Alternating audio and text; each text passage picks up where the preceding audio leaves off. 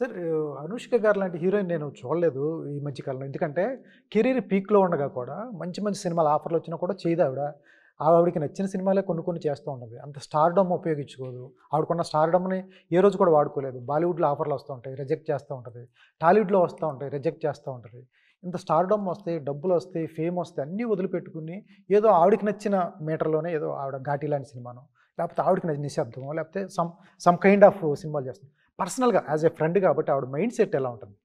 ఇప్పుడు ఆమె ఒక సినిమా ఒప్పుకోవాలంటే, నేను ఒక సినిమా ఒప్పుకున్నా, ఈయన ఒక సినిమా ఒప్పుకున్నా. ఒక సినిమా ఒప్పుకున్నామంటే, ఒక కాలం పాటు ఆ సినిమాతోటి ప్రయాణం చేయాలి. హ్మ్. ఆ క్యారెక్టర్‌లు అయిపోతారు. హ్మ్. అట్ ద సేమ్ టైమ్ ఆ వ్యక్తులతోటి ప్రయాణం చేయాలి. యెస్. అవును. ఓకే. అంత టైంలో అండ్ తనకు చాలా తెలివుంది బేసికల్‌గా. అట్ ద సేమ్ టైమ్ ఆ మెచ్యూరిటీ ఉంది. హ్మ్. ఇప్పుడు నేను సినిమా ఏదో ప్రూవ్ చేసుకోవడానికి కాదు. అవును. నేను ఉన్న దాంట్లో బెస్ట్ ఇవ్వటానికి, హ్మ్. ఆ జర్నీ ఏదైతే ఉందో నేను ఎంజాయ్ చేయటానికి. ఇప్పుడు నేను ఇందాక కూడా చెప్పాను.